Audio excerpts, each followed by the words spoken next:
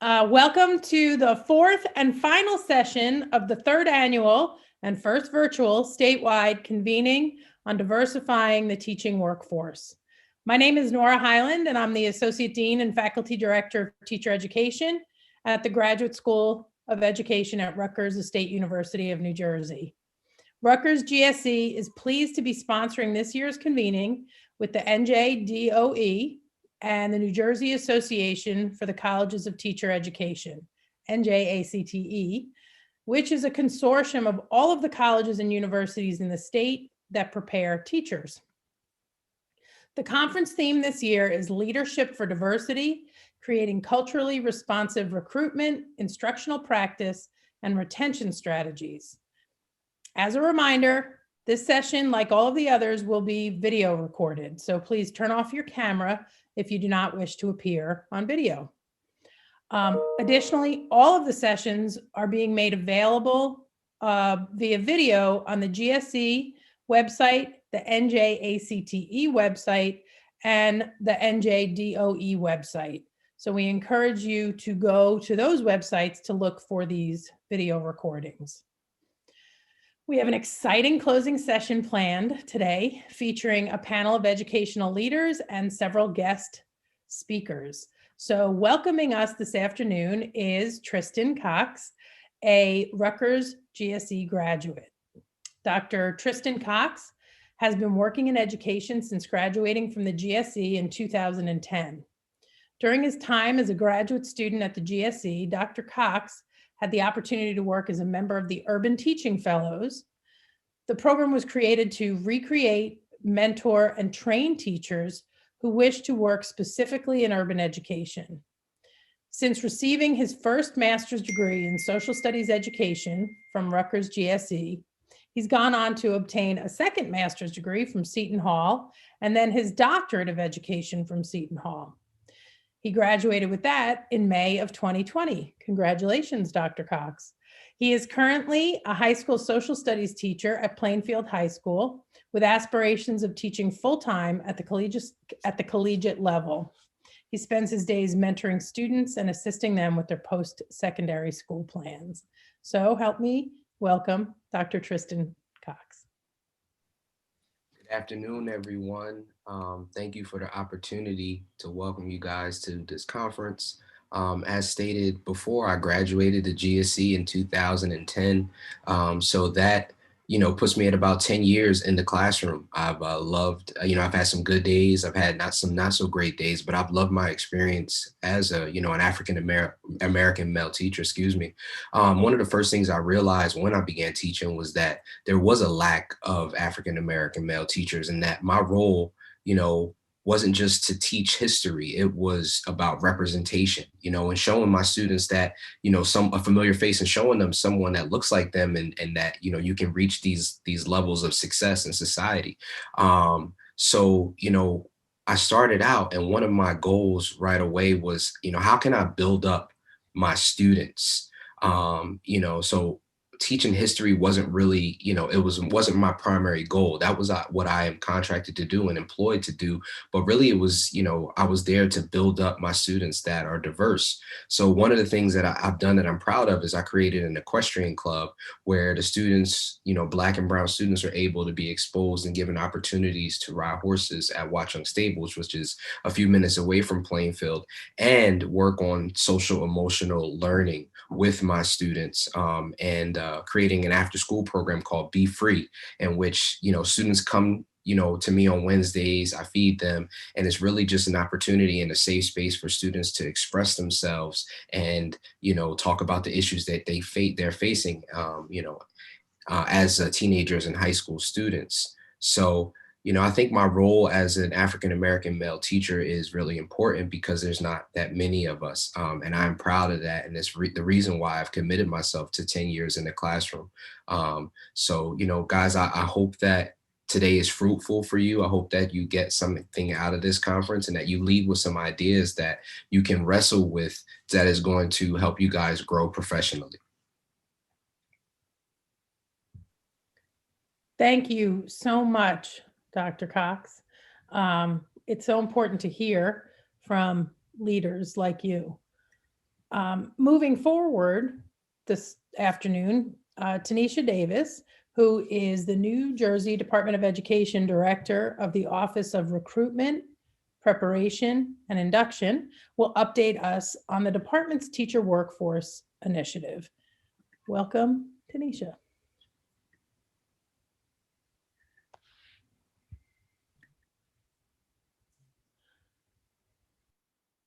Hello, everyone. Can you all hear me? I see you. And I am sharing my screen. Can we see the PowerPoint? Okay, perfect. So again, thank you, Nora, for the introduction. Want to thank our co-sponsors in this work, Rutgers University, as well as NJACTE. Very grateful to the committee for putting the convening together.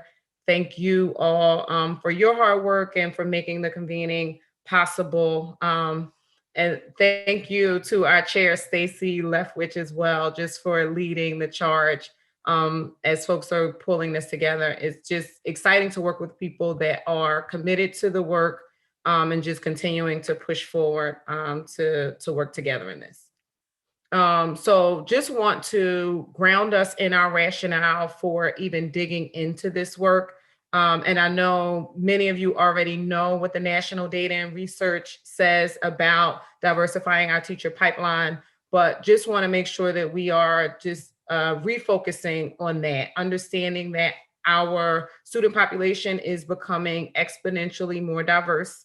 And there is a lot of research and data that show the importance of a diverse teacher workforce for all students. So from outcomes, positive outcomes academically for students, as well as even the idea of students of color that show interest in attending college as a result of having a teacher of color. And then also the importance of a diverse teacher workforce for all students, understanding that our students are being prepared for a global society and ensuring that all of our students have access to and exposure to people that look like them, as well as those that do not look like them, which for us gives us an opportunity to debunk some stereotypes and ensure that students are prepared for this global society.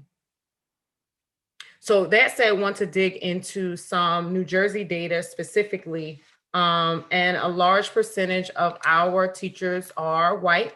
Our data is reflective of the national data. We see similar trends in New Jersey as we see across the country. That said, for us, the bright spot is our new and novice teacher workforce. So our teachers in years 0 to 2 are slightly more diverse than the overall teacher workforce. But we also notice that there is a slight decrease in that number when we look at 0 to 3, just with the understanding that we are losing teachers of color in years 3 through 5. So even in doing this work, thinking through and determining not only how we increase our recruitment as far as diversity is concerned, but also thinking about retention and ensuring that we are retaining teachers of color that enter the pipeline as well. Some more data, just taking a look at our overall, looking at the school level data. So we have almost 2,500 schools in the state of New Jersey and 1.4 million students. And in those 2,500 schools, we don't have any schools that are 100% white student population. Our student population is extremely diverse. And then when we look at our teacher workforce, we have 417 schools that do not employ any teachers of color at all. And for us, this is alarming considering the large number of students that will not see teachers of color in their classrooms or in their schools.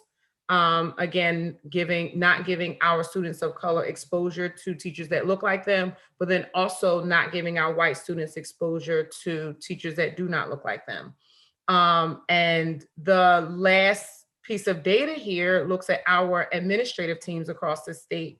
So almost 2/3 of our administrative team teams are 100% white. So again, that being a concern for what we want our students to see, as well as the compelling research about what it means for student outcomes for all students, our students of color, as well as our white students.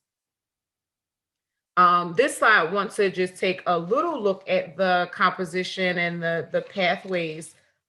We know that we have two pathways into the classroom, our traditional route as well as our alternate route pathways. And we noticed that almost half of our teachers kind of go through each of these two pathways. But when we look at the demographics and this kind of is reflective again of national data, that we see a larger percentage of our teachers of color coming through that alternate route pathway.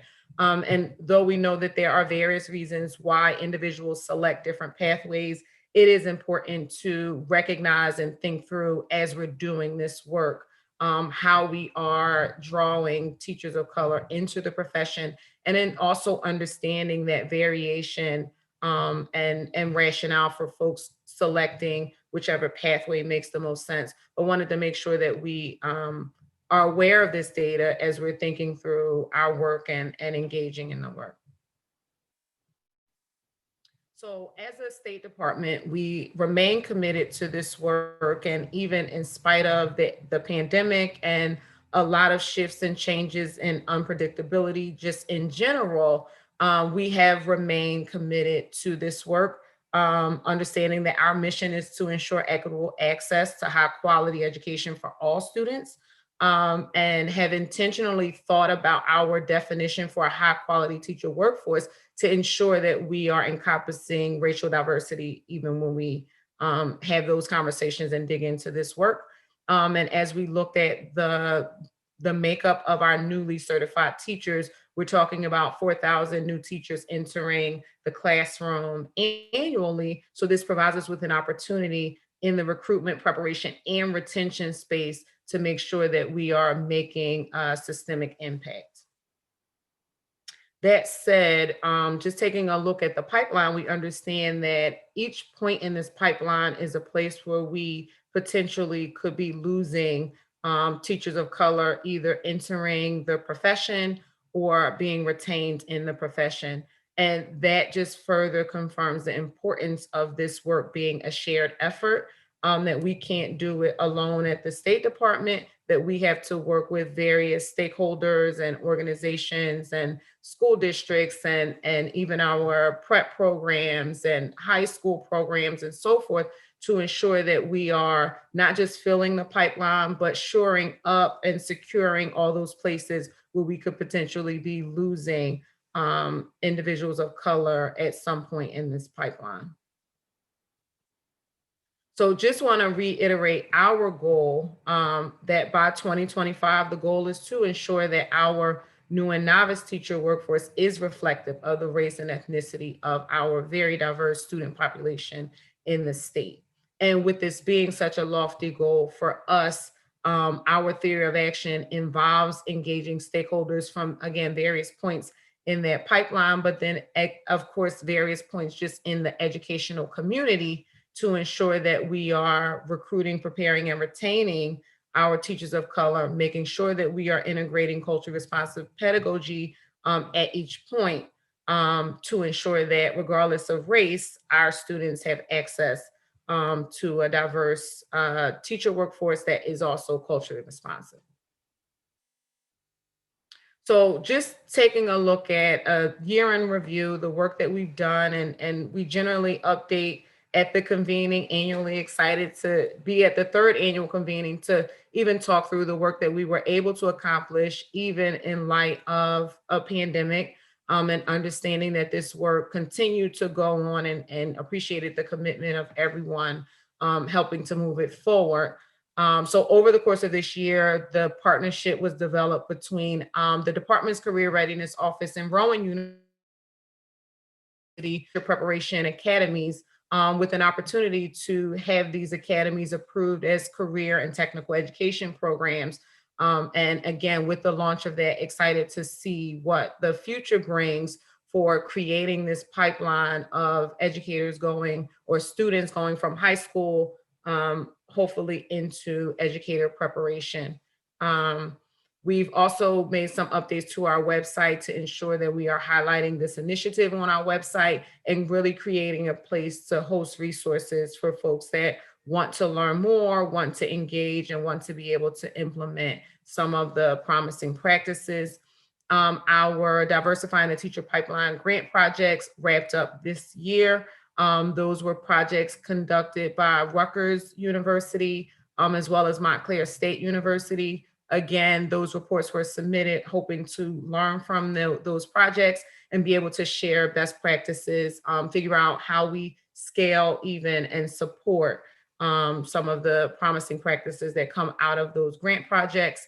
And many of you know or are aware that the fiscal year 21 budget also included some funds to look at diversity as well. So $750,000 in the upcoming or the newly adopted budget. So what we are hoping to accomplish in the next year, in the next several months, taking a look at the Diversifying the Teacher Pipeline grant outcomes and making sure that we are publishing a report so that we can spotlight those promising practices, trends that we notice, lessons learned, as well as being able to share resources to the field for folks that want to engage in this work and want to build on what was already started. Also, with the fiscal year 21 grant funds, want to be able to, will be releasing a grant opportunity and issuing those grant funds for the fiscal year. Also plan to publish some resources for districts. We often hear that folks are interested in increasing teacher diversity and want to engage in this work, but really want some ideas for what are some promising practices, how do we fund some of the programs that we like to start, how do we fund and support teachers and so forth, and grow your own programs, and some of the other promising practices that districts could engage in, those partnerships and so forth. So want to be able to provide those resources publicly and share with districts. And then also want to engage stakeholders to really pledge a commitment, understanding that this work doesn't happen just at the department. I always talk about the partnerships that exist among us and our prep programs and other organizations that are engaged in this work, and hoping to continue to expand that so that we can all be committed to the same goal and ensure that we're each doing our part in the work that is necessary to move the needle and to really accomplish our end goal. So I have our email address that will directly go to folks working on this initiative within the department. Want to leave that up for a moment so that folks can just email questions so that we can respond and follow up with folks. Feel free to follow us on social media. And again, thank you all for this opportunity. Thank you for your time. And again, thank you to the committee for really doing a great job with this. So with that, I'll turn it back over to you, Nora. Thank you, Tanisha. Your presentation really emphasizes the need for this convening. We need to diversify this teaching workforce in New Jersey and of course around the entire country.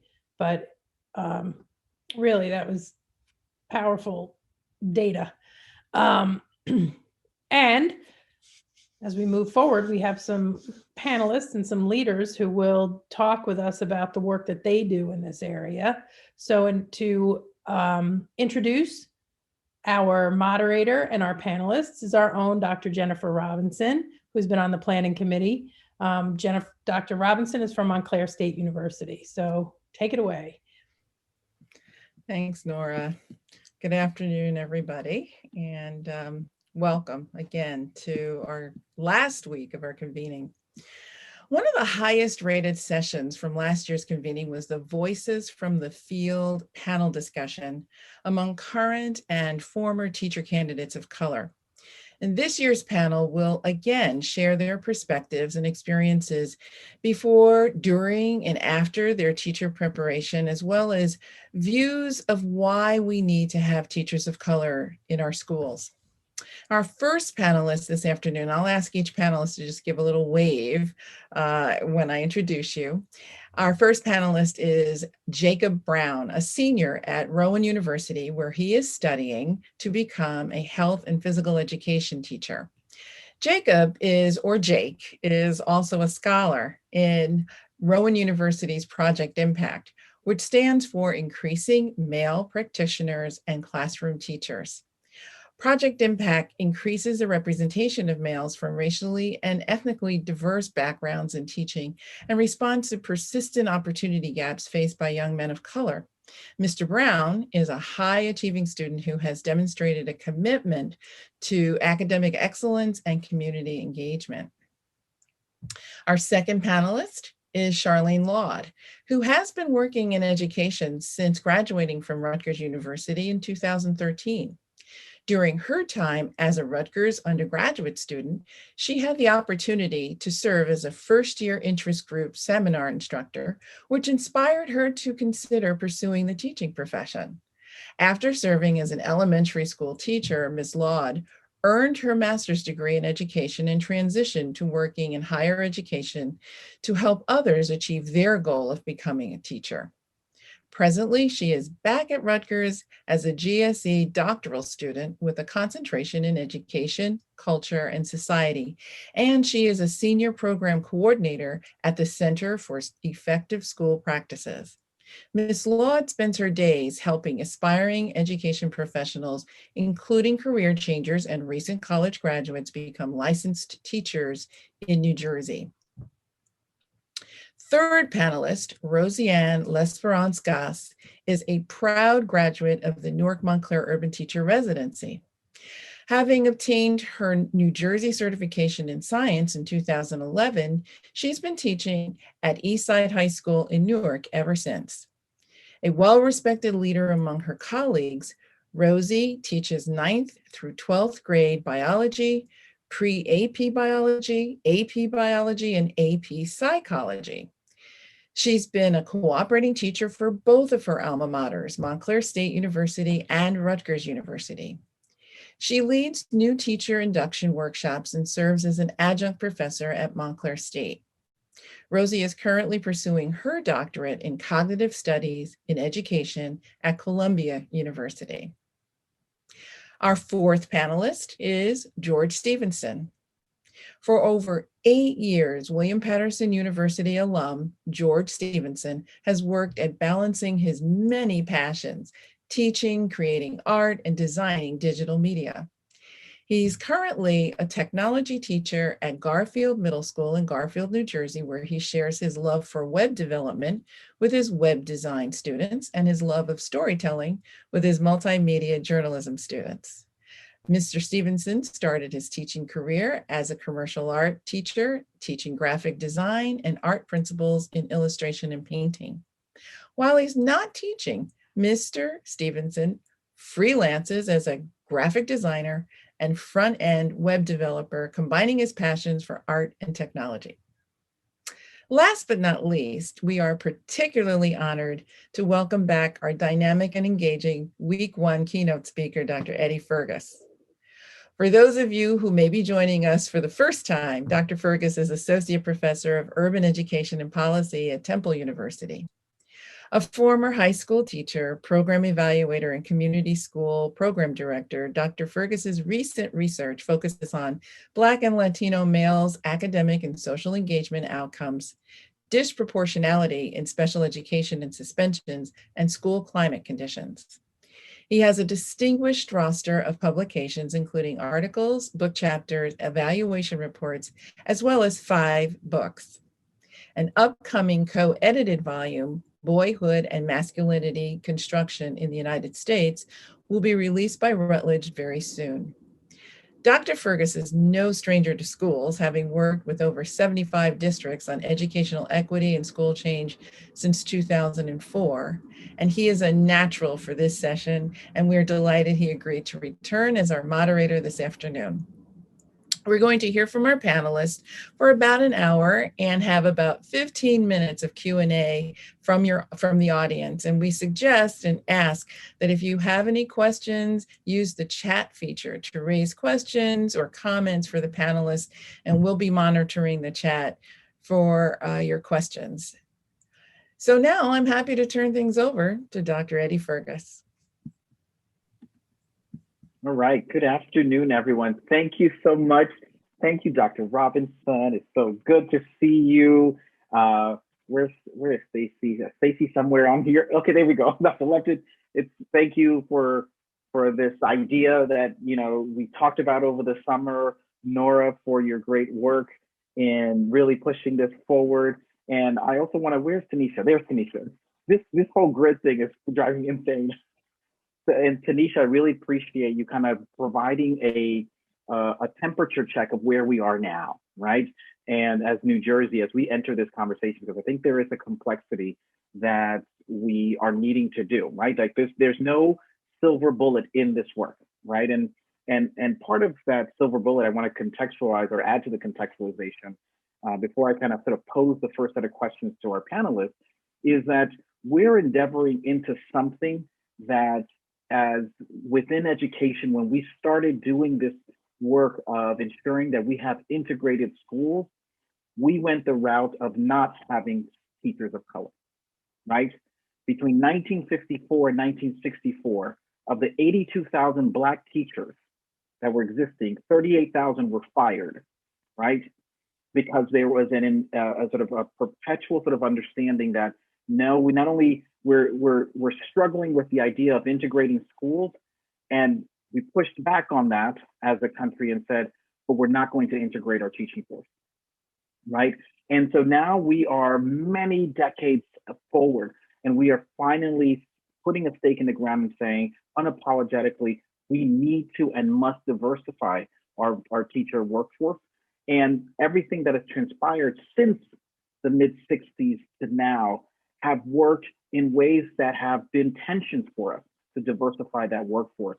So this conversation that we're having here today, and that which New Jersey is putting, laying tracks to try to do, is to really try to rectify decades of work that has been occurring that has minimized our potential of really diversifying our workforce for not just the goal of for what our kids get to see, particularly kids of color, but also what our white colleagues get to see, what our white students get to see, right? This is an opportunity for us to actually hold up the civil rights activist mantra that we know that for several of us, there have been folks who have been in our families who have worked really hard to make sure that we continuously are ensuring civil rights happen. This is our opportunity to do this work. And so that's why I'm excited for us to get to talk about how do we keep doing this? What are the other complications? So what I'm going to ask the panelists to do, and we're going to go in the order in which you all were introduced. And there's basically two big buckets of questions I want to ask. The first one is going to be around you all sharing, why you got into education, right? Because part of what I want us to make sure that we center is that there is a strong desire that's existing among all of our practitioners that brings them into education, right? And in particular, I want our colleagues here, our panelists, to share sort of their own personal stories around what's bringing them into the field, right? Because that's something that I want to see. What are the ways in which we can utilize that to carry forward throughout their trajectory? So let's start with Jake. Jake, tell us about what's bringing you into the field, because you're knocking on the door, about to finish, right? And anxious to kind of get into the classroom, right? So tell us what brought you into it. Well, first of all, I want to say hello, everyone. Hope you're doing well. It's great to be here. What originally brought me into education, and we kind of spoke on this in our little pre-meeting, was it wasn't my first choice of a career I wanted to pursue. but it was definitely in the back of my mind when looking through careers.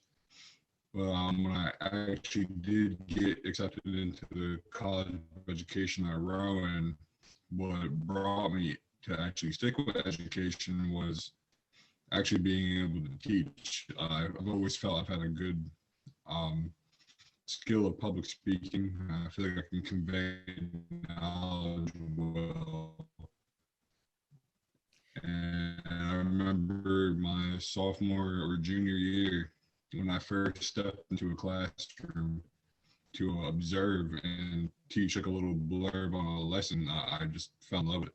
I fell in love with the interaction, fell in love being able to actually teach and feel like I'm passing a part of myself into somebody else. And then if they can benefit from that, that's just, you know, I've always heard it from a million other, you know, seminars and educators. It was true. I feel like if at some point in my life, if I teach 100,000 kids and I change the life of at least one kid, then being an educator was worth it in the long run for me. Okay, I was told that my internet connection is spotty. Is it better now? Much better. Yes, I was about to give you the awkward Zoom pause. Like, just hey, quick rundown on. Yeah, and I got done talking and nobody was saying anything. I was like, oh, did I say something wrong? No, but just long story short of what I just said was when I first started actually teaching or being able to step into a classroom for observations, actually being able to teach even just a small introduction lesson or being able to actually feel like I broke off a piece of knowledge and shared it to somebody, I just fell in love with that from the day I did it. And I've heard it from a million other, you know, seminars and videos and other educators, but I feel like, say I teach 100,000 plus kids throughout my career of being an educator, if I can change the life of at least one student, then being an educator was more than worth it in the long run for me. And that's what's really keeping me in and drawing me into being an educator, just being able to feel like I can help others and give them opportunities that maybe I didn't get, that I felt like I deserved, but didn't have the access to. Great. Thank you so much, Jake, for sharing that. Sharlene, tell us, what was your why? What brought you into the field? Yeah, I mentioned it a little bit in my bio, but at Rutgers, I taught a first-year interest group seminar on diversity topics. And so I did that course because I just thought that it was really important that other people learned about diversity. Because in my freshman dorm, I met someone who was like, oh yeah, this is my first time going to school with Black people. And I was like, oh, okay, that's interesting. And I said, I wonder how much that's applicable to the rest of the Rutgers population, because Rutgers is so diverse that kind of surprised me. And so that brought me down the path of teaching a FIGS course because that's taught to first-year students. So I said, let me try to shape these minds, right? And at that point, I was just a junior in college. And as senior year was approaching, someone had mentioned if I had heard of this organization called Teach for America, which helps train a teaching corps and sends them to different parts of the country. So it was really that moment when a couple of people had identified something in me that would make me a great teacher. When at that point, I was just doing things because I enjoyed helping people, like Jake said. I like hearing the sound of my own voice. I like people, being in a group. So that's what got me into that space. But when a couple of people started saying the same things to me, I said, hey, maybe it is true what they see in me, and maybe I should check this out. So long story short, I went to an info session. I really enjoyed it and have stayed in education since then. But it was really people seeing something in me that I hadn't even considered as a career option. I'm sure I'll get to talk about this a little bit later, but as a child of immigrants, a conversation about being a teacher really wasn't on the table when I was exploring my career paths. So I'm glad that people thought to say something to me and really highlight some skills that they identified. Thank you. Thank you for sharing that. Rosianne, tell us about what brought you into the field. Well, originally in college, I went to Rutgers in New Brunswick, and I was a pre-dental student. I enjoyed tutoring a lot, but I never thought I would eventually become a teacher. It wasn't until I was at UMDNJ, which is now Rutgers Medical School, and they had a flyer for like a scientist in the classroom, and I just volunteered, and I came into the classroom and I fell in love with it. And I just fell in love with that whole experience. But going back a little bit and talking about what kind of drives my passion, you know, even though it wasn't my initial career choice, is that I remember being in my first chemistry class at Rutgers, and the professor saying, "Oh, we're going to skip the first 3 chapters because you probably learned this already, and you more than likely learned this already in high school."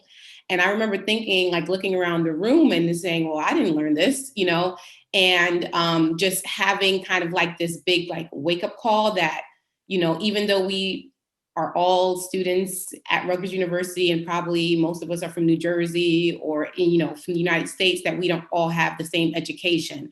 And I remember that feeling, and it's still a feeling that carries me and affects me today. And I remember thinking, like, if I have the opportunity, I don't want anyone else to ever feel like this. Oh, thank you for sharing that. We're going to come back. I got some questions around that. George, tell us, what brought you into the field? Well, good morning. Good afternoon, everyone. Get my days confused. So what brought me in the teaching field was, one, I had a natural love of knowledge, a love of learning. And I didn't really get to realize that until I reached high school. I went to Rose Parks High School in Paterson, New Jersey, and I had phenomenal teachers there that inspired me. 2 teachers that inspired me, or 3 teachers that inspired me. One was my own commercial art teacher, Mark Cannon, who I just felt knew more than my regular subject teachers. And him being an art teacher, he just knew everything. He knew anatomy, or he knew structures of a ship, and he was just an abundance of knowledge. So he taught me to love to learn. And I had another teacher, Michael Olo, who inspired me to be more active, to live out loud in a sense. And he was a small Italian man, around 5 feet, and myself, you probably can't tell from the camera, I'm 6'7". So this gentleman, he's a powerhouse, and he's looking up at me, and he's a teacher. He's looking at me, he's like, "George, you got to go get it. What you want, you got to go get it." And we would do things like play basketball, and he's posting me up in basketball, and, you know, it's just a height difference.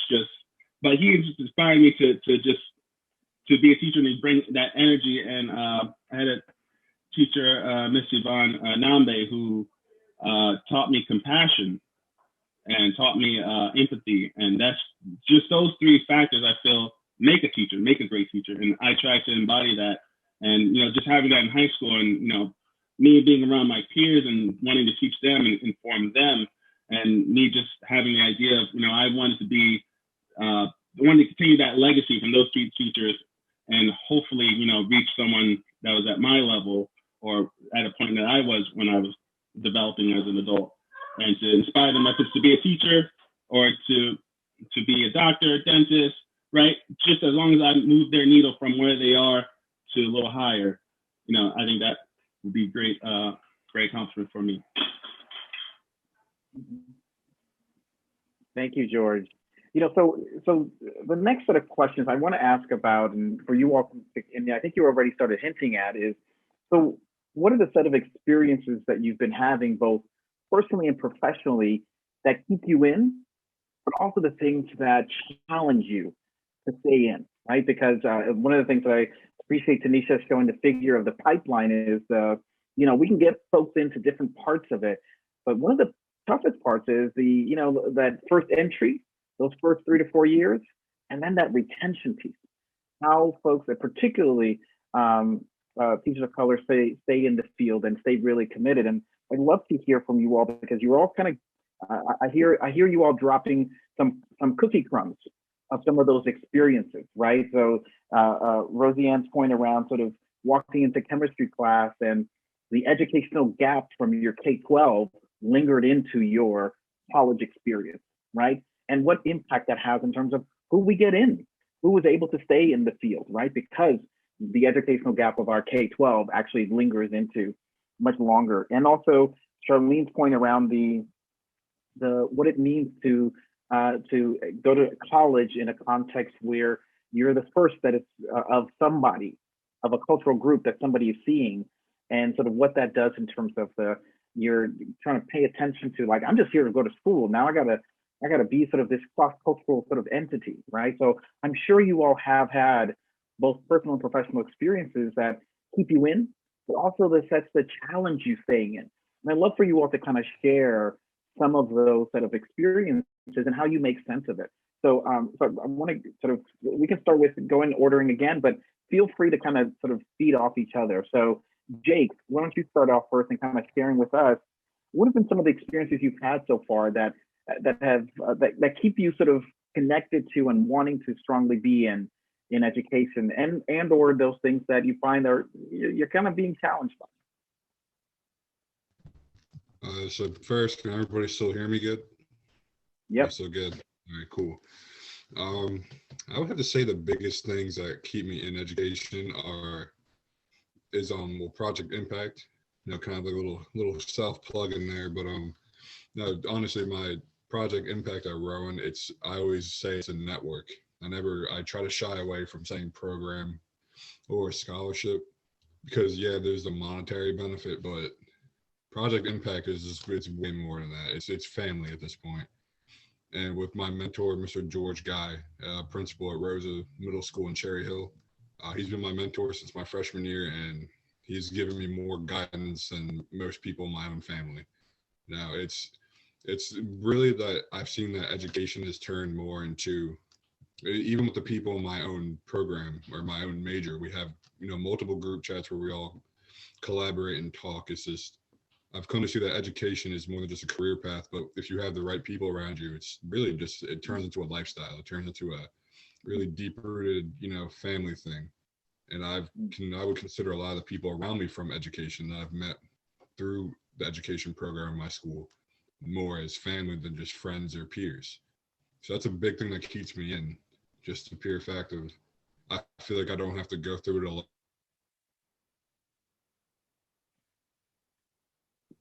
I agree. That last point, Jake. Yeah, go ahead, Rosianne.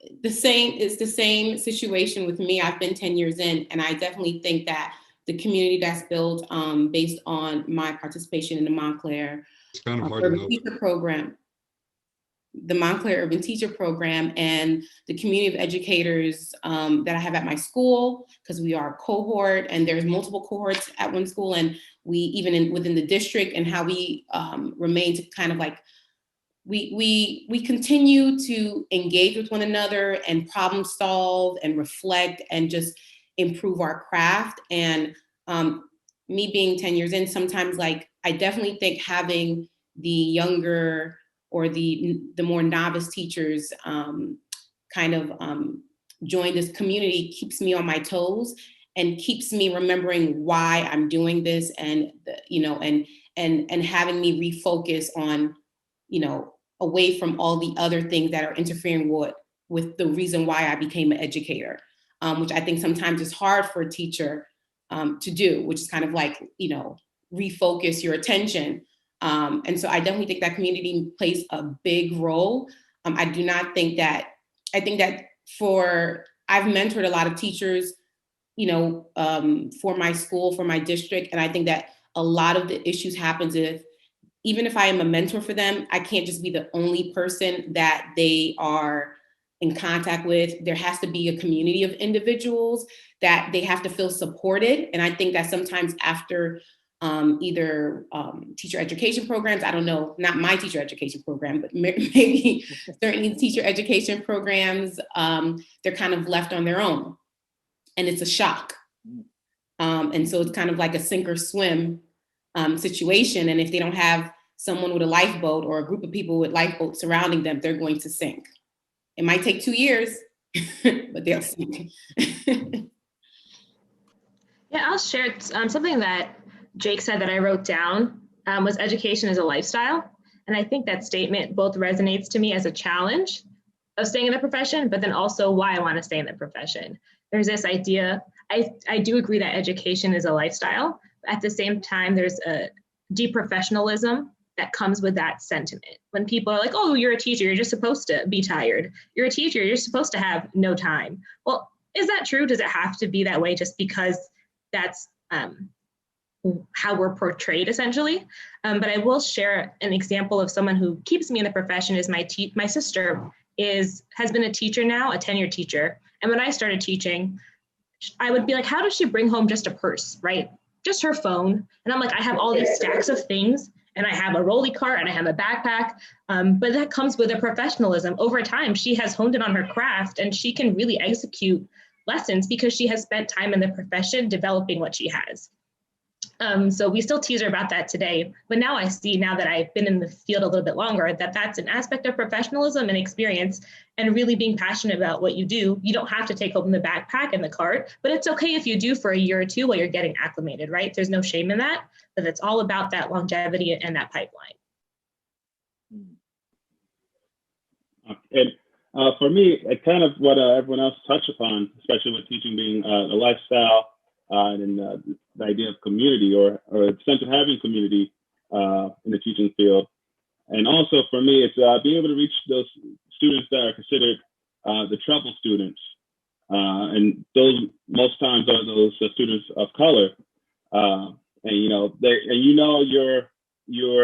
connect with the teachers, with the students, the trouble students, when the administration and other teachers send those students that they feel they can't deal with, really, in a sense, to your classroom to, if you need to, calm them down, or you need to find some way to communicate with them. And I had experience with the fifth grade, and the whole school had an idea about this fifth grade. And, this fifth grade was terrible. This fifth grade was, they did this, they did that. They pushed down a substitute teacher, and, substitute teacher ended up going to the hospital. And then, people walk past my classroom with the same fifth grade. Everyone's just painting. This is when I was an art teacher. Students are painting on task. They're walking up out of their seat to get more paint, and it's an expectation I gave them. And, it's also art class. I do take that into account. It's a special class. Kids really do tend to take to the specials. But it's also having an idea of expectations and, not letting what happened yesterday follow them into the next day, and trying to get them to know, I still have a chance to be a better person, a better student. I don't need to let what happened, what made me act out of character yesterday, follow me today. So I build this reputation that just lingers on me. And, I try to sanitize the kids when you come in. So you had an issue at lunch. You and Jonathan had an issue at lunch. Okay, when you walk through the store is a barrier, right? It's going to wipe all of that clean. So when you get in my classroom, you and Jonathan, you don't have to talk to each other, but you're not going to carry on what went on previously. And, the kids were receptive to that. They knew that. And I would have the students come to my classroom to calm their nerves. I've had students huffing and puffing. They come to my class, sit down, do a project. You do some mindful coloring. And then they leave. They go to where they need to go, the administration's office or back to class. And, I think just being able to still reach students. And, I'm worried about that one day where, I feel like I can't reach students, But I think so far, as long as my heart's in it and I focus on that, I think that'll keep me in the game in teaching. Right. Thank you. This is good stuff. And so I'm curious about one element that I think I'm hearing you all sort of touch on, and I'm sure our audience is interested in hearing, because, we are thinking about sort of what it means to diversify this workforce, right? And what is, how is it that we begin to understand the set of experiences that teachers of color are having? And so I'd love to kind of hear you all talk about, the sets of experiences, the good, bad, and different, that, that color also, that live as part of sort of how you're being these teachers, right? Like I think about the first year of teaching. I remember the principal who hired me said to me, "You're the first Black teacher we've had in 20 years." And on one level, I appreciated that. But then what came with after that was the Black kids all of a sudden started getting trickled into my classroom informally as like, "Oh, can you hold this kid in your classroom?" And I realized, oh, wait a second, I'm supposed to take on this disciplinarian role or this cultural broker in this school setting. Like I didn't sign my contract did not say cultural broker, on it, but yet there was this quiet sort of way in which you're expected to take this on. And I'm curious to hear sort of how you all have, as teachers who I hear your passion around what you love and doing, but also this dynamic that you're also, you're also sort of individuals who are part of sort of communities of color who are also perceived in those particular ways, and folks reading that and how that sort of has, you know, for lack of a better term, colored the set of experiences you've had in the field. Yeah. So whoever would like to try to jump in first. This is like double dutch now, okay? Rosianne, go ahead. Well, what happens, I don't know if that happens at every other school, but I know sometimes with, at my particular school, with time comes kind of like, I was given, when I first started teaching, I was given kind of general ed students. I had a great mix of culturally and linguistically diverse students. And then as I became more seasoned and respected, I was given AP courses and all of that. And even though I had the most experience, I was given those AP courses, which tend to have, you know, less kind of issues in the classroom. And so that happened because I was a seasoned teacher and respected, but at the same time, I was still given a class of students who were, had behavioral and emotional issues. And so I had to kind of have like that dual role. Like, we understand that, you know, you're seasoned and you're, you know, you are teaching these AP classes, but you're still, and I mean, it wasn't said, but to me, it was implied. It was still like, but you're probably the only one that can kind of get to these kids because you're like the Black chick. That's how, you know, and so I embraced that. I mean, I'm not saying that that's for everyone. I embraced it because I felt like I could kind of be a moderator between these students, but it did add another kind of daily, and it was not a burden. I don't want to say it was a burden, but it was an extra kind of layer that I felt that I had to constantly represent these students and be responsible for them. And so it added another stressor to my job. And it's crazy because I definitely think that it's not always talked about, and it makes people feel uncomfortable, but I think we need to talk about it. I think people need to get uncomfortable in order for things to happen. And so I definitely think that having these students, I was kind of like the last resort. If they don't do well in your class, then then they can't be here. And you know, they got trickled out. And so you have these two kind of, I have these two kind of, like, I feel like identities at my school, where it's just like, you're respected, you're this teacher, but, you know, you still have to represent for, you know, kids who are culturally and linguistically diverse that we don't want to deal with. Thank you. Thank you for being vulnerable and sharing that. Others, George, Sharlene, Jake, how are you seeing things going? So go ahead, George. I'll jump in. So you know, that is the experience too. You know, you kind of have to code switch among students. You know, you have this one form of you that, you know, you talk to your staff members. You know, and then with the students of color, sometimes it's like they expect you just to code switch, or you might feel you have to code switch and just say, you know, I want to level with you because, you know, I don't want you to, you know, you have that heart-to-heart moment with that student and you try to break it down to them. You know, you're going down a path that I don't want you to go down because I can see that path before you can. I can see the horizon of that before you can, and I want better for you. And, you know, it's something that, you know, you wish you didn't have to do. You wish that everything would run smoothly, but I go through those moments with some of my students because I know in the school I was at previously, I know the certain ideas of certain staff members. And, you know, I'm the special teacher, so I would see everyone anyway. But then I'll start to notice, oh, we're going on a field trip. We paired you with the 7th grade teacher just because you deal with the 7th grade very well. You just have a great way with the children. And that's code for, you know, we have more males of color in this class, and we just want you to stay with them just because we think you're going to be able to watch them and mediate and monitor them. And then there was an incident that happened during our sort of the initiation of distance learning where we had a young male of color, also special needs student. He didn't turn in his assignment, and the mother reached out to his special ed teacher and said that he wasn't able to work on his assignment because what was happening with George Floyd affected him.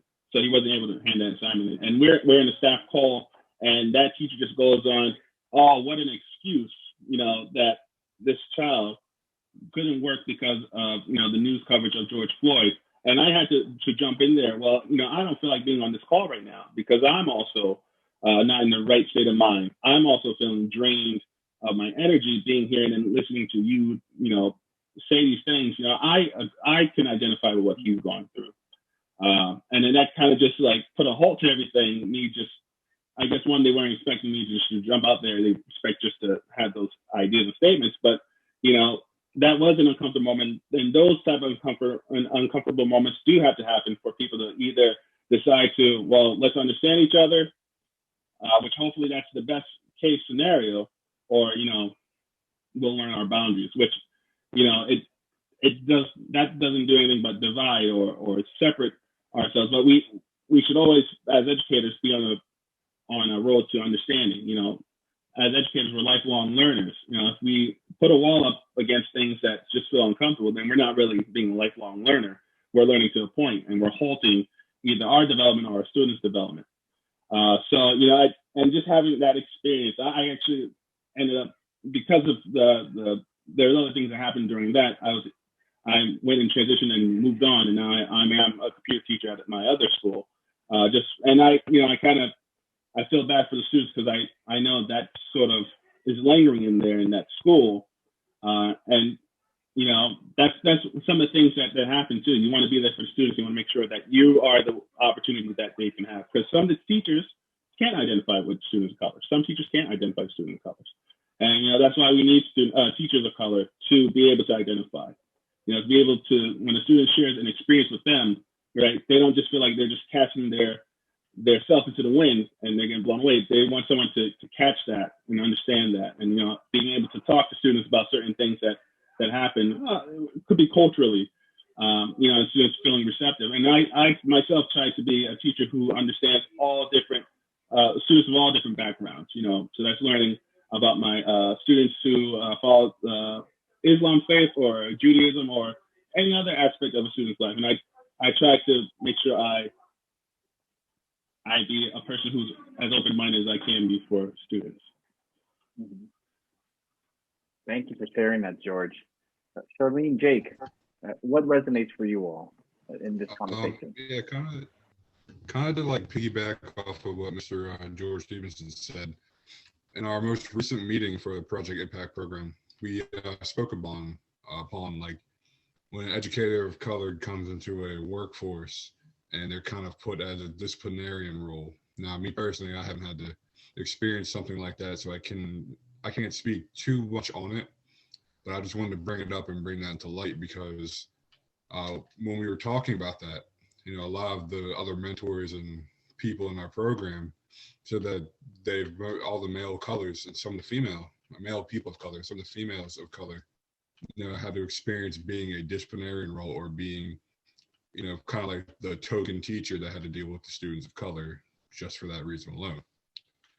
And one other thing is where you don't want to be put in that position, it's also important for yourself and, your other, I guess, peers and employers to recognize that there are some situations and some things that only another person of color will be able to understand, whether it has to do with, culture, doing your hair a certain way, or things that we're seeing in, commonplace media today. It's just important to recognize that it's a very strange and fine line with blurred lines of not being a disciplinarian, but also recognizing that you are that person to these students.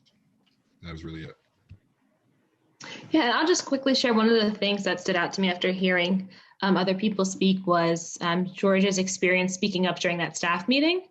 And I will say one of the ways that, my racial identity has colored my teaching experience is just sometimes how people expect you to respond or not respond to something based on how or what they perceive you to be. right? So like I'm a Filipina American, but I taught in a school that was predominantly Hispanic. So people would assume that I was a Spanish speaker, and sometimes we'll just make comments about the other people. So the other would be the non-Spanish speakers. And I'd have to say, unfortunately, I actually don't speak Spanish, but this is why, right? So then they'd be like, well, why don't you speak Spanish? And then there's that layer of like inner judging. And then I'd say, actually, I don't speak Spanish because I'm not Hispanic, but I'm trying because I work in this community. But that's just kind of how it has colored my teaching experience. It's just how people expect you or not expect you to respond, and then how they interact with you or the comments they make around you, or in this case, myself, because they assume I'm part of one demographic or the other.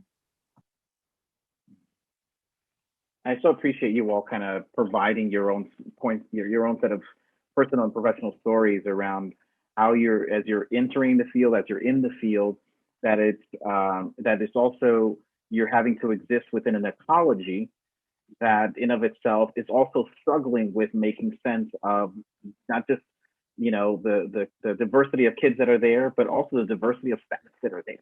And at times, what I'm also hearing you all describe is the moment in which, as individuals, we also keep sort of placing on each other these set of stereotypes of what we expect people to do and be in school settings, right? So I have a doctoral student who's doing research work of women of color who are teachers, and in particular noting that there is a pattern of where men are seen as a disciplinarian, women of color are being placed into the mammy roles, right? In terms of the caretakers of the kids, of being called sort of the aunties or the moms of the kids, right? And not to say that there is anything wrong with that, but that being the boundaries of how sort of they're being positioned, which I think is fascinating in terms of how they end up experiencing our field, right? So you've all shared sort of these sort of experiences that I'm sure you, and it's, Rosianne kind of said, it's like you have these dual identities of like, I love being in this field, but I got to deal with this stuff, and I'm going to stay in it because the kids need me, and I want to be here. And I wonder, what are some of your thoughts around, if you think about the pipeline, the journey that you're on, and you've been on in terms of has brought you into the field, that's keeping you in the field. What are some of the touch points of the pipeline that you would, say or offer up as ideas in terms of, if at this particular juncture of the pipeline would really be beneficial to have X, Y, and Z, right? Or I know, Jake mentioned around this networking piece. Like, what are some pieces that you see as sort of valuable at different junctures of the pipeline that would help to kind of help you sort of continue to flourish within the field? I'll share first on this one, and this comes from my experience professionally working in the alternate route. One of the things we've come across through some of our research, and then also anecdotally, is that there are a lot of people working in schools that are eligible or certified to be teachers, but are working in paraprofessional roles. And so I think that there is an untapped potential. And I think there's lots of conversations, right? Like, why are they in those paraprofessional roles? But we could talk about that another time or later. But I think if there was a more intentionality around how we're recruiting staff, and then also once we find these great people we want to work for us, where are we placing them and investing in them? And just another note about, what we found with teachers of color that are in the field, especially through the alternate route, it's the teachers of color that are most likely to be working with expired licenses or uncompleted licenses. So maybe a district went through a lot of work to hire them and get them, but now that they're there, they're not making sure that they're finishing their degree or their license. And that'll negatively impact that teacher in the long run and their ability to stay in that pipeline and hopefully, develop future teachers that are sitting in their classrooms.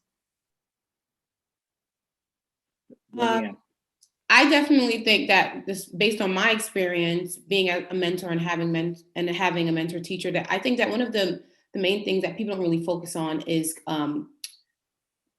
being more selective about picking mentors. I think that sometimes it's kind of like an email. I've seen that happen, where it's just kind of like an email, like, who wants to mentor a student or a teacher, a student teacher. And if the teacher, him or herself, is not invested in growing the teaching profession or growing themselves as an individual, and then you place someone in their classroom who's supposed to be learning from them, they're going to learn those bad habits and all the things that come with that. And they're going to have the same ideology as that teacher, and they're going to adapt that even as a first year teacher. And you're like, you haven't even taught yet, where are you coming with all of this from? And it's from their experience in the classroom. So I definitely think that when we are picking out mentors, we definitely have to be more selective and have a conversation with teachers about their teaching philosophy, and whether or not they're invested in kind of growing the teacher profession. Ooh, that's a good one. I like that. Yeah, Go ahead, Jay. big thing. In terms of, I guess, what I could recommend as like a recruitment force or bringing on teachers in the pipeline is, this whole reason we're having this discussion is to increase diversity. That's great. That's very important. But I think the term diversifying kind of puts this stigma that it kind of creates it into an affirmative action type of deal, where diversity it's really important, that we need to have representations of people of all walks of life, but it goes farther than just diversifying. It needs to go from really diversifying to normalizing. Because, when we keep saying, we need to diversify, we need to increase this and that, it's important to recognize there's, statistics, but it also kind of shies away from the fact that it feels like, we're trying to build upon a number instead of just trying to normalize that, people of color, people in all walks of life can participate in these kinds of things and be these people, of authority in these positions of, education. Thank you. Go ahead, George. And I would say that I like the mentioning about mentorship, because I think mentorship is definitely key. And I think there's some way to foster a type of community. I know there's a lot of business owners that there's I think it's B2B meetings, or there's a market area where business leaders, they just meet up and there's like chapter groups. And if there's some way to work off community for people to be able to connect with people who are going through similar feelings, not just at their level, at the same level in the pipeline, or, people who are outside, also bringing in some content. But I think developing community, because you'll stay into, I feel you'll be more, or you'll gather more retention if there is a sense of community. If you could have a group of people build a community among themselves where they are accountable to each other, and because we kind of see the negative aspects of that. And, we talk about the teacher's lounge or teacher's room where, never go in the teacher's lounge, never go in the teacher's room, all the negativity. If there's some way to build a positive community and have people gravitate to that versus any negative community, I think that could definitely be an influence to keeping people in the field.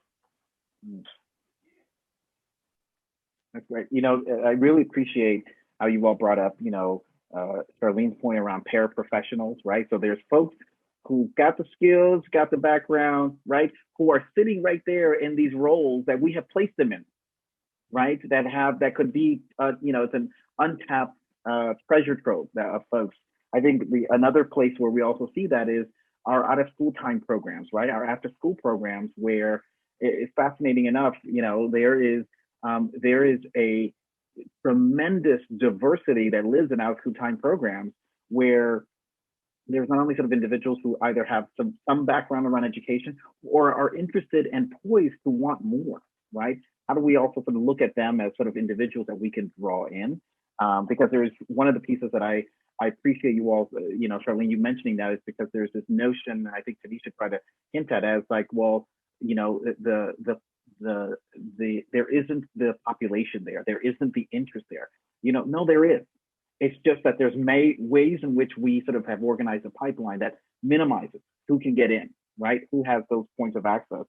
Also, I think there was something that was mentioned around sort of how we do hiring, how we think about the hiring, right? Because what I hear you all also describing is that you get to be teachers, you've been teachers, you're moving into the field to be teachers, right? But there's also got to be a organizational health that also exists within the schools that helps you stay in there, because you're also living a life of not just a teacher and that teacher lifestyle, but also a person of color. in an organizational environment that, and I think it was Sharlene that said, where you may be entering a space where for some practitioners, you are the first one who they are seeing, not just of that, but even in like Rosianne, who is a science teacher, right? You know, and seeing a Black female in this role of a tenured science teacher. And then lastly, this point around mentorship, right? That, and I love the point that was made around, not only do we need to have it, but we need to be uber intentional around who gets to be mentors, because not everybody has the wherewithal to know how to mentor, right? And to really develop sort of and nurture sort of our next generation of people that that need to be in our field. So the last question I want to pose for folks before we kind of open it up for some chat conversations or look at the chat and sort of pose some questions is what I also hear you all describing is that there's stuff that's happening to your kids in your school, right?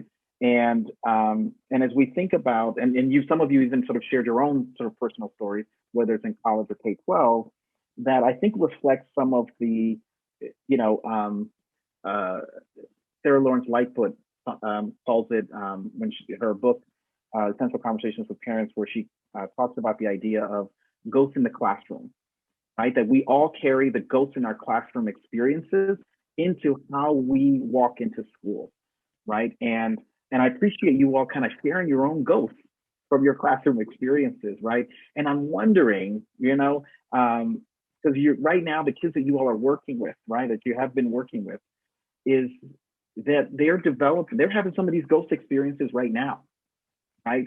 And what would you suggest are some of the things that we need to work on so that we are changing the narrative of those ghosts for our current kids who are in our K-12 space? I would even say lend even into our college environment spaces, right? What are some of the ghosts that we need to change? Because that's also part of the pipeline, right?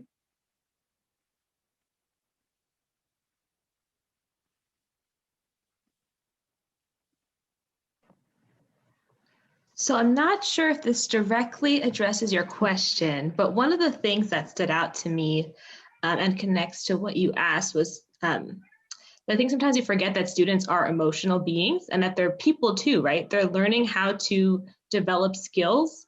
Like George said, if they had a fight during the lunchroom, that's a real experience for them. And that's some real emotions they're learning to deal with. So if we could keep that in mind when we interact with our students. I read somewhere recently as part of my schoolwork about how learning is an emotional experience for students. Sometimes those emotions are happy. I'm so happy I got this. Sometimes it's frustration, like, why aren't I getting this? And sometimes it's scary. At home, I learned it this way, but now my teacher's telling me this. And we have to respond to students, keeping in mind that they're emotions, right? And I know most of us, I'm probably preaching to the choir about this in terms of like looking at the cause and not the behavior, but what is the student trying to tell you? And that really stood out to me, that idea that learning is emotional. I think for a lot of my life, the learning was joy. And so that's how I come into the classroom and coming to my job. I love learning, but learning to see over time that that's not the experience that all students have. So I have to learn how to respond to students better. I can't just force my level of learning on people. If one of my students is angry, I have to sit with that for a second and acknowledge that I can't be the one to make them happy, or maybe school isn't their happy place right now. But just keeping in mind that learning is an emotional process, and they're learning to be people, just like we did at some point.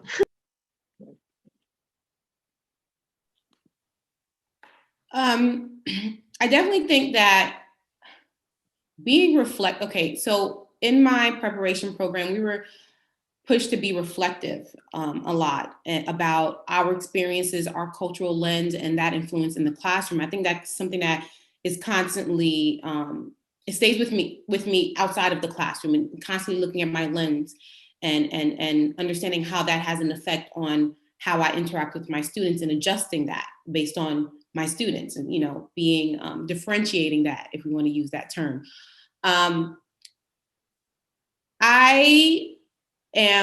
My parents are from the Caribbean, so I have a very kind of like, education is kind of like, there's no excuses. You just have to do well. They don't know how you're going to get that A. They don't know what you have to do, but you have to get it. You know, that's basically what it is. And, you know, you have the books, you have the opportunity, so do it.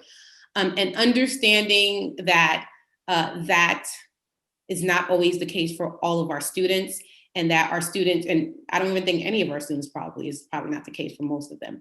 And understanding that I have to put myself in their shoes, sometimes specifically with science, because there's like kind of like a gap between, and that goes into like a whole nother thing, but their understanding of the world and this whole culture of science. And so I kind of look at myself as kind of like a, cultural border crosser. Okay. So you have all these experiences in life, and we're going to value that. And then we're going to use science to have you expand on that. Okay. It's not that your experiences are invalid and I'm coming here with the science and this is what you gotta know. This is what's right, which I think sometimes turns students off.